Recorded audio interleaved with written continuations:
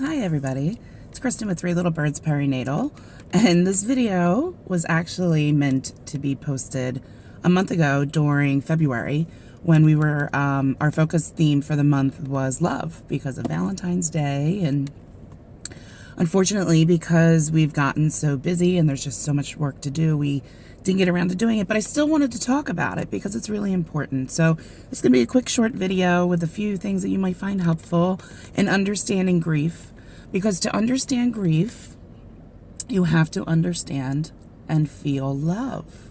That's why grief is so painful, because it's the absence of the love that was once there.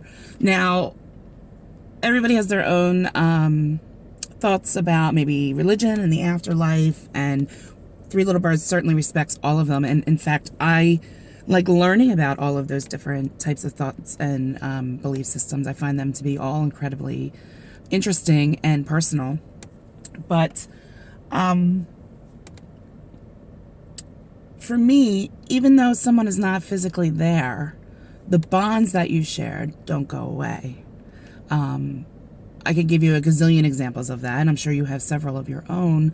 But after someone passes away, I'm even talking your pet, your loved one, and unfortunately the many families that we connect with that lose a child or a pregnancy, those bonds are still there. That child, that person, that love existed, and it still exists. So when there's an absence of it, that's where our grief comes in. And our mourning, when people say we're in mourning, our mourning is our physical expression of our grief. And many people do that differently. But I can give you some examples of how you can use your grief and mourning and use that love and transform it into something that is beautiful and personal, or that you can share with others. So, again, to understanding grief, grief is also not linear. A lot of grief parents say that they are hurt when people say to them, it's time to move on and get over it, and all the cliches and platitudes that people throw at us. But grief is not linear. It often feels like, especially for families in the first year of losing a baby or a child, you take one step forward in feeling like you're healing and moving forward, and then you tend to experience something that makes you feel like you've gone 2 steps back. That is something that is completely normal. But the love, if you focus on the love, and not that it's missing, find how it's still there with you. You can do that through songs, symbols, tons of different ways that we connect with things that we don't quite understand, but we know are certainly there. Angels, energy, spirit, whatever you find that helps you and that you call that for yourself.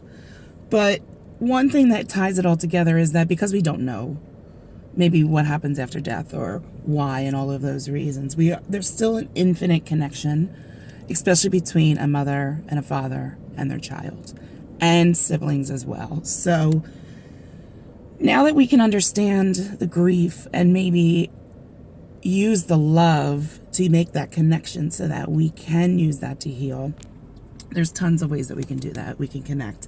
You can just talk to them. I spend every day, it varies as far as how long or what I get, but I'm always talking to my babies. I'm talking to my grandparents who passed away, my cousin who passed away.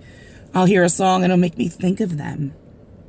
And then I'll just say something out loud like, hey, I feel you, I see you, and I have a giggle, and it makes my heart just swell a little bit.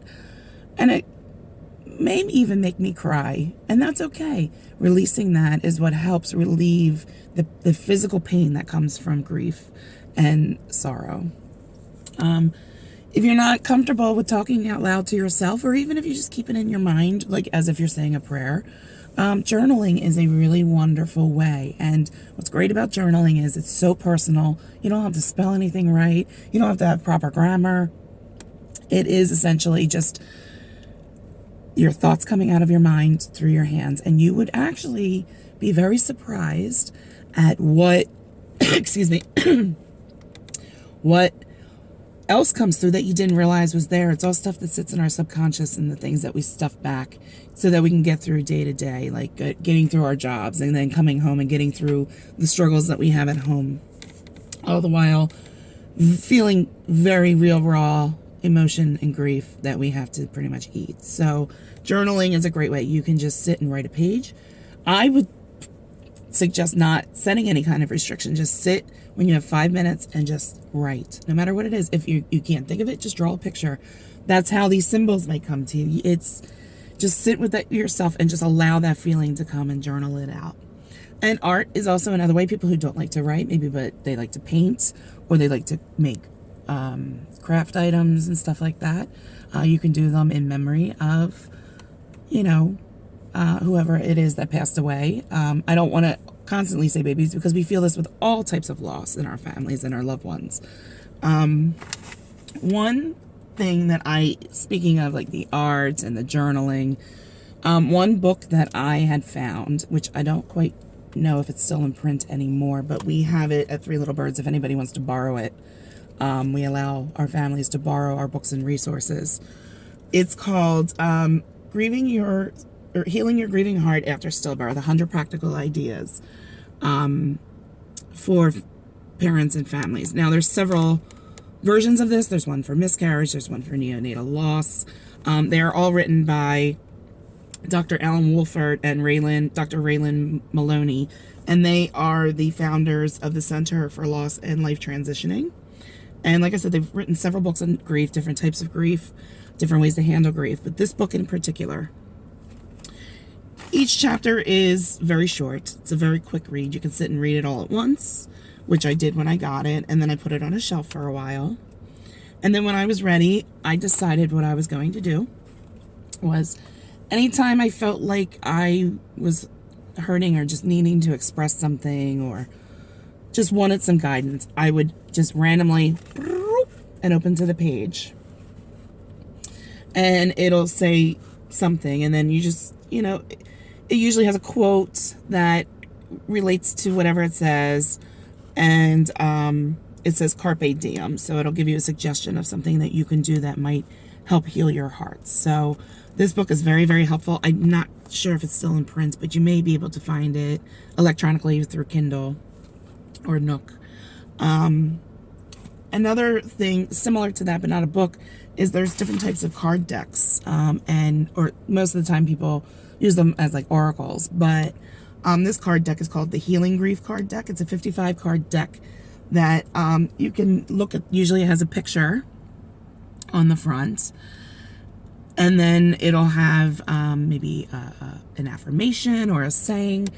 And the suggestion with that is you can look at them and just see which one calls to you and maybe read and sit with that for a few days. You can journal about it, just write that word on the top of the page and then just think about it and see what comes out. Or you could do, what I like to do with other card decks is I shuffle them up. I ask for the message that I need for the day and I pull a card, and that's what I focus on for the day. So if I encounter a struggle or some grief, I will reflect back to the card that I pulled and the message to it and see what it means for me. And most of the time it can make sense. Now, I don't usually share any of this with some people. Some people I do. I have a lot of people who also find a lot of, excuse me, healing and benefits from this. So those are just two ideas. There's also tons of other books out there available on grief. I know that for the different types of situation and loss, we have a listing on our website of recommended reading for families that we have either read ourselves or families that we have worked with have recommended to us to other families. So that's something that you can check out too. The last option or suggestion that I do have is creating a legacy project. And I've talked about that in several other different types of videos that we've done for Three Little Birds. But we just have a new one starting this week, and it's just such a beautiful example of how you can take your pain and your grief from the absence of that love and use that love to catapult it into something so beautiful. Now, this new legacy project we have starting, it's called Meera's Banners of Love. And Earlier this year, we had shared the story of a local family, or they're not quite so local, but they delivered locally, and their daughter had received a life-limiting diagnosis, and the family spent every second of their pregnancy and the time that they had with her bonding with her. They created scrapbooks, and they took advantage of some of the services that Three Little Birds offers, particularly the palliative care maternity shoot. And when she arrived at the shoot with her husband, they had made these beautiful like a banner that spelled out the baby's nickname, Meera. And they incorporated those into their photographs, and now they are incorporated into their home. They have a space in their home that is dedicated to Meera, where they can go and sit and reflect, and it has her things. And she's going to hand make them for our families, our palliative care families, who come to us for the same types of bonding and support. And she's going to craft them at no charge for our families to incorporate into those different types of bonding.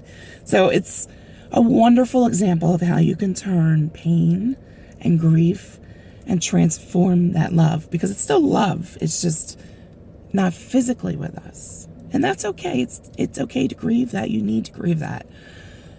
And I tell all of our families who want to create legacy projects, we're not going anywhere. So you take your time. When it's time, you'll know, and we'll get moving. But Meera's parents are ready, and that the healing that they're going to feel from helping other families like theirs is going to tremendously heal their heart and help so many people. So those are just a handful of examples of how you can use love to heal your hearts. Love, like I said, grief is the absence of that love, but the connection is still there. So I encourage you maybe to take a few minutes of every day and speak to your loved one. Set an intention, ask them to help you and guide you. They're with you.